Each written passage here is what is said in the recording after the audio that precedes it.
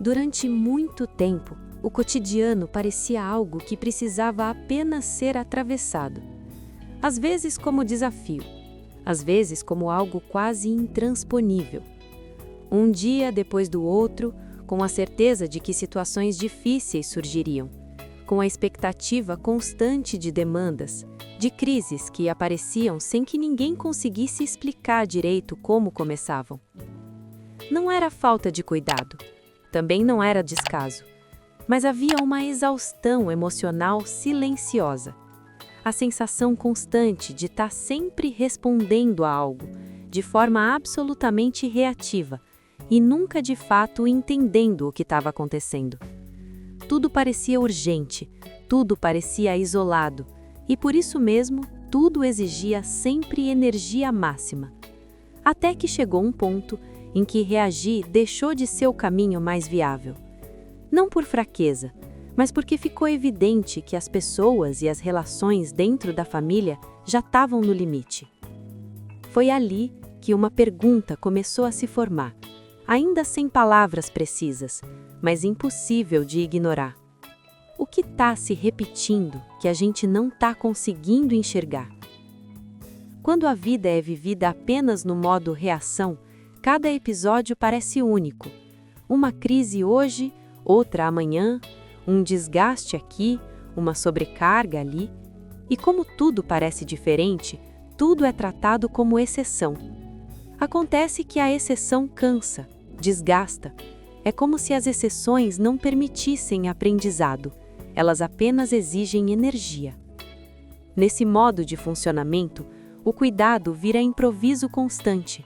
As pessoas tentam resolver o que aparece com as ferramentas disponíveis naquele momento, sem tempo para observar o conjunto. Enquanto reagimos, o cotidiano continua passando, e ele passa rápido demais para que a memória sozinha consiga dar conta. Algo importante estava acontecendo ali, mas escapava. Não por desatenção, mas porque ninguém consegue enxergar padrões quando está ocupado apenas sobrevivendo ao dia. Naquele momento, cuidar significava proteger do sofrimento imediato, diminuir impactos, apagar incêndios, ajudar a atravessar. Mas aos poucos, ficou claro que isso não bastava, porque cuidar sem compreender vira um ciclo de esforço sem aprendizado. Havia amor, havia presença, havia intenção genuína, mas havia também algo inquietante. As mesmas situações continuavam produzindo os mesmos efeitos. Mudavam as pessoas ao redor, mudavam os contextos externos, mas o impacto emocional se repetia. Foi aí que uma distinção começou a se impor, mesmo sem ser nomeada. Cuidar não é o mesmo que compreender. Cuidar tenta aliviar o agora. Compreender tenta proteger o depois. E para compreender, era preciso enxergar o cotidiano de outro lugar. O registro não nasceu como método, nem como estratégia. Nasceu como necessidade. Registrar foi, primeiro, uma tentativa simples de não esquecer. O que aconteceu hoje, em que horário, o que mudou no ambiente, como o corpo reagiu. Nada sofisticado, nada técnico.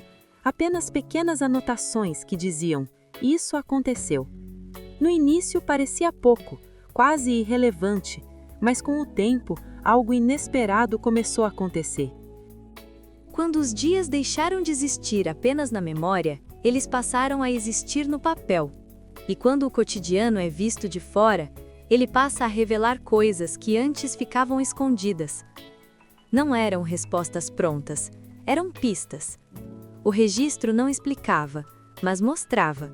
E mostrar já era um alívio enorme, porque tirava o peso de não saber o que estava acontecendo. Não saber dói, mas não conseguir enxergar cansa ainda mais. Registrar nunca foi uma tentativa de controle, não era sobre vigiar comportamentos, nem sobre corrigir reações, era sobre dar existência ao cotidiano. Quando algo não é registrado, ele depende exclusivamente da memória emocional, e a memória emocional é seletiva, fragmentada e atravessada pelo cansaço. O registro cria distância, e a distância cria a leitura. Não para julgar, mas para entender.